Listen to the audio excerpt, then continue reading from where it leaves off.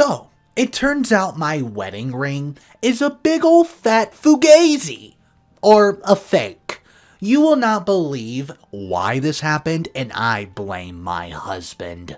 It was my wedding anniversary several weeks ago, and I was just chatting to my friend about my plans for the looming date, as if it was going to be my 3rd year of marriage. I noticed then that her ring, which was already beautiful, was now looking extra shiny. I asked her where she got it polished, so she gave me the number of a jeweler. She also told me that the jeweler had some beautiful watches. She bought one for her husband and suggested that I should do the same. If there's one person I trust to give the correct recommendations, it's Jessica, my longtime friend. So, about a week before my anniversary, I visit the jeweler, and I give him my ring, telling him that I wanted it polished. Not only that, but I also bought a watch for my husband as well to give him for our anniversary. I did not mind splurging the money on my man. I made the purchase and told me that I could come fetch it later that day. It would not take that long at all. Sure enough, I went back at the end of the day, right after I came home from work, but when he showed me the ring, it did not look better than I left it. The jeweler asked me where I bought the ring because it did not match the description that I gave him. I was certain that maybe he switched my ring and was trying to swindle it out of me because for all 3 of those years, I noticed my ring looking so scratched. I took extra care of it, not exposing it to water or sharp surfaces or even sleeping with it. So why can I not figure out why it was looking scratched? He told me that because I had not told him it was a fake diamond, he had used improper polishing and cleaning materials. He had done all the tests as soon as he started to notice that something was wrong. He told me that he had many affordable rings that he could sell to me because, well, my ring was a fake. I lost all the power that I had, and all I could do was breathe heavily and think that it could not be possible. My husband was well established at his job and earning over 6 figures per year. It was absurd even to think that he tried to cut costs by getting me a fake ring. How could I have not noticed all along that my stone was fake? Nothing was making sense here, and I suspected the jeweler. He's been with my ring doing who knows what for many hours, so he might have switched it. I was disappointed in my experience with him since Jessica spoke so highly of him. I started to doubt even the quality of the watch he had sold me. Maybe it was fake as well. We got into a huge argument which ended up with the demanding that he should show me all his CCTV footage of the transaction to prove it was my ring.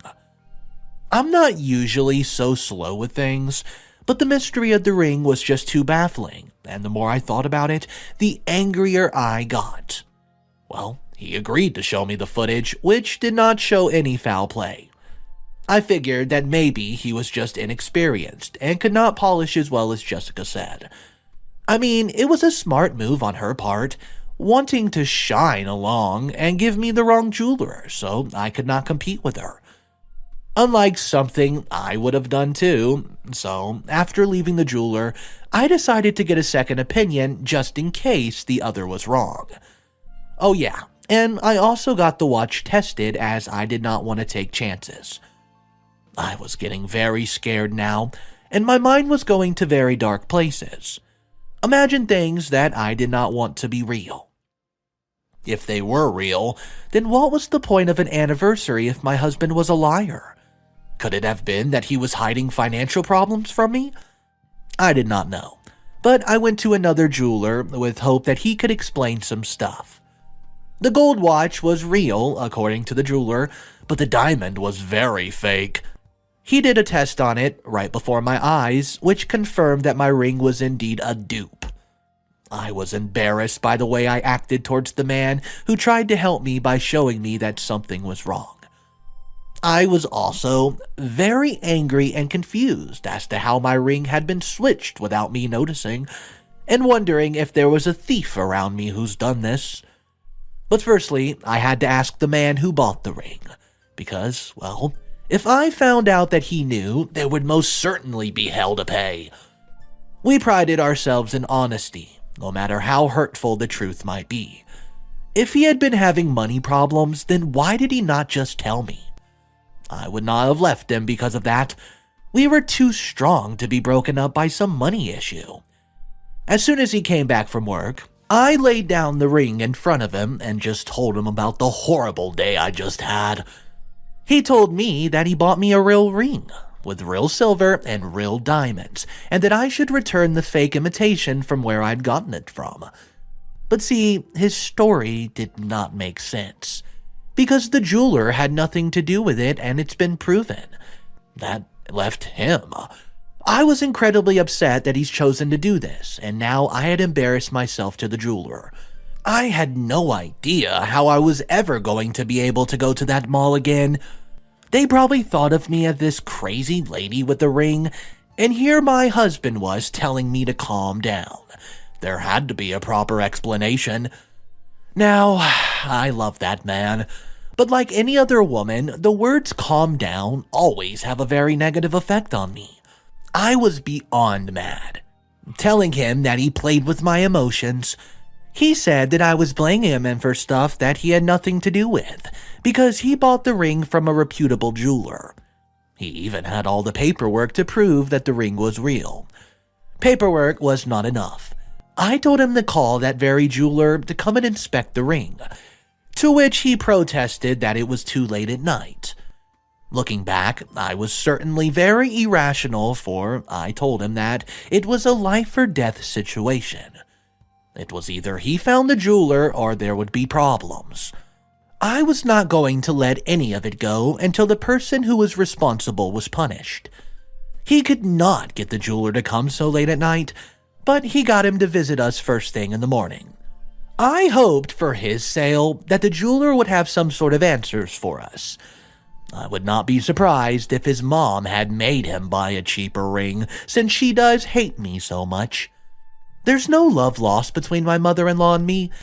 A woman so determined to get me out of her son's life, and who is always looking for replacements for me. It is always a fight over him, with her winning mostly all the time. Even though my husband does make it up to me at times, you must be wondering what her problem with me is. Well, there are many, but two are obvious. Firstly, she thinks I'm too old for her son because I'm 31 and her son's 29. Secondly, and most importantly, she resents us for not choosing to have children. But I am the one who suffers for it. When we first met, way before I got married to her son, she told me when he was not there that he would soon get tired of me and look for something younger, more obedient, and better than me. I did not tell him that what she said, as I knew that was her game, to get us to fight over her, and then he would choose her in the end. No, the game between my mother-in-law was a long one, full of exhaustion and moments when I questioned whether her opinion of me was correct, and whether he deserved someone else. She did all the basic tricks in the book, interrupting our date nights, pretending to be sick so he would cancel with me. But do you know how I countered it? By being very respectful of her and earned the favor of the whole family. So even though they acted as if they detested me when she was around, just so they could avoid making her upset, I had my allies within the family hidden. I was the first person to know when she planned to invite my husband's ex for a family dinner. So I just used reverse psychology on my man, telling him that it's fine, he could go, and I did not need him or anything. Obviously, he did not go, and her plans to rekindle their romance failed flat. My husband did not know the extent of our rivalry, thinking that we just needed time to adjust to each other. But not even time could help melt that wicked woman. I got it. She loved Tate. He was her son. But she did not respect me or our marriage, which was where my problem with her started. I hated that at every opportunity, she would mention her desire to see Tate's children, even though neither of us wanted to have kids. This was something we discussed at the very beginning of the relationship, we're just not the parent types. But, of course, his mom would use that as an insult or say that I was infertile because I was old. I was merely 30, not 60, and perfectly okay in that department. But arguing with someone like her is of no use. Anyways, she had a sister, equally hard-headed and always gossiping. Her sister was always switching sides, therefore I did not trust her, and I could not figure out a way to get rid of her as she was always coming to my place. If she found me on a day that I did not have commitments, then I would have to listen to gossip about people that I did not even know. However, there was an advantage to having her come by, and it was that at the moment she was not getting along with my mother-in-law. She was, by far, the only person with guts to call mother-in-law out when she said something stupid. That lady did not have any filters, which was a benefit for me. I knew that my mother-in-law would be mad if she knew that her sister was friendly with me. So call me petty, but I enjoyed knowing she was going insane over it. The next morning, when the jeweler came to check the ring, I was not certainly in the mood for my best new friend. Even though she was taking my side these days, she was not someone that I could trust, so I was very weary of her. I made her some tea, gave her biscuits, and made sure that she was focused on the TV before I went to join my husband and the jeweler. He told us that my husband had indeed bought an original ring. He had all the documents to prove it. Any switch had to happen after the purchase, but I could not think of why anyone would steal the ring. I did not have that many enemies. It had been someone who knew he was going to propose. That was when we heard of... I honestly did not think she could do it. From the doorway. It was Aunt Pattie, standing there looking not one bit surprised that my ring was a fake. A fugazi. The look on her face showed that she knew exactly who's taken the ring and for what purpose. But she would only speak if benefited her. So, once I bribed her with some of my skincare products, she sang like a canary, telling us everything. She told us that Tate's mom found the ring when she was cleaning his apartment. She was very angry and surprised that he was going to marry me, and felt that her son was doomed. She was also very upset when she saw just how much the ring cost, and concluded that her son never bought her anything so expensive, as she was his mom. She, of course, ran to her sister with the information, and said that she was desperate to remove me from the picture, but it was impossible. She also said that she wanted that ring for herself, but she couldn't just take it, or let me have it. To Aunt Pattie, she told her she left the matter alone and did not swap the ring for a fake. But Aunt Pattie noticed that she got a new designer bags and clothes that she clearly could not afford just a few days later. She denied using the money from the ring to buy her stuff, saying it was from an investment. Aunt Pattie believed her and forgotten about it, and that was until she eavesdropped on our convo and put two and two together. Oh, to describe the anger and betrayal I felt in my mother-in-law, she did not care who she hurt in the process. She just wanted to use her child for money and hurt me. Because of her, I nearly broke off my friendship with Jessica. Not only that, but I made assumptions about my husband without getting the cold, hard facts. All I could feel was shame and not even anger towards mother-in-law. My husband was angry enough for both of us, though, and after apologizing to the jeweler for the inconvenience, he told the two of us to follow him to the car. I could feel that he was going to explode, so I did not ask any questions. I just ran into the car. We drove in silence till we got to her house. I followed closely behind him as he went in without knocking. Her greetings were interrupted when he told her that he did not believe she could stoop so low. She had done so much to hurt me, but I forgave her every time and never said a bad word about her. He was tired of respecting her and keeping quiet because of his duty towards her. And this time, she's simply gone too far. When she tried to ask what the heck was going on, he threw the fake ring at her. Her face grew pale as she saw the fake ring, which she swapped 3 years ago. She tried to blame me and say that I was lying and I'm the one that switched the ring, but she doesn't know Aunt Pattie told her no one believed her. Her tears and pleading were wasted on my husband, who asked for her car keys. The car keys to the Tesla that he bought her at the beginning of the year. She looked like she was about to faint when he told her to give it back. She eventually did give it back after some begging, and I got to drive it back home.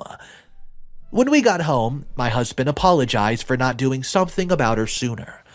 He thought that one day she could change, but I guess he was wrong. The very next day, the car was gone, and on our anniversary, he gifted me with an even better ring than the one that was switched, and this time, oh boy, it was the real deal. He was also very happy with the watch that I bought him. In addition to standing up for me, he was officially cut his mom out of his life, no contact. Now, I did not want a mother to be separated from her baby boy, but when she's toxic, I think it's the right thing to do. I guess I got the last laugh.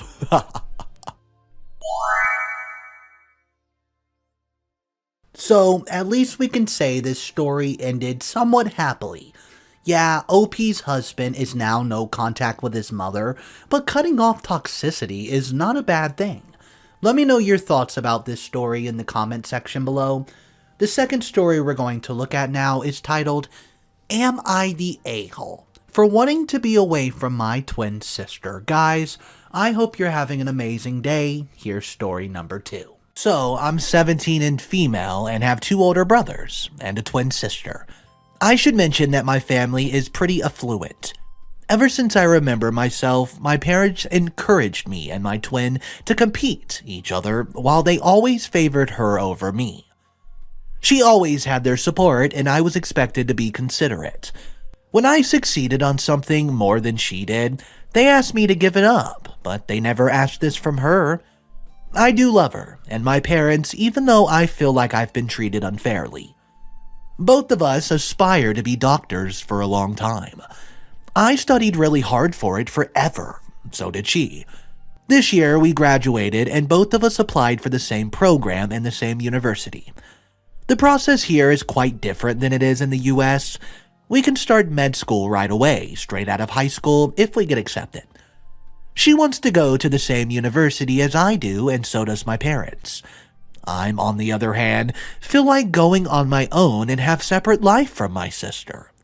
I love her so much, but we've been together my entire life. She's an introvert while I'm an extrovert, so she followed me around most of the time.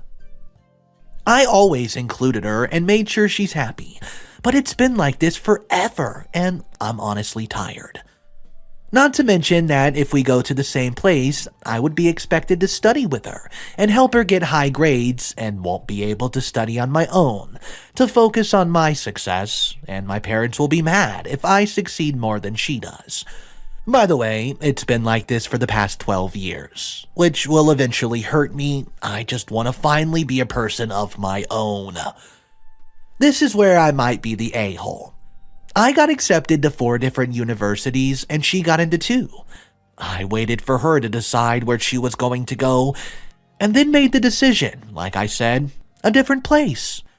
Then she changed her mind and said she wanted to go to her second option, the one I chose. I said, that's not a problem, I'll just go to a different one she did not get into. Well, my sister got really offended and my parents are furious, even though I explained myself politely, and said that I love her but wanted to get a fresh start where nobody knows me. They demanded that I will go to the same place as my sister, or else they won't pay for my degree. Then I said, whatever, I'll be fine on my own, and left to my grandparents. When they came to talk to me, they just kept on saying how wrong and entitled I am. I'm really had enough, so I told them I hate them for treating me like this. Now, I'm refusing to talk to them and ignoring their phone calls. My brothers and grandparents are on my side, but everyone else is telling me I'm an a-hole. So, am I? What's up, guys? Mr. Reddito here. I hope you're having an amazing, beautiful day. There's an update for this story.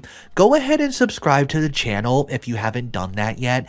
You can just click the subscribe button directly under this video, and it really helps support me. So take a second and do that now, and here's your update. Hey everyone. Sorry it took some time, but I'm here with an update. I had some problems publishing, but it's all good now.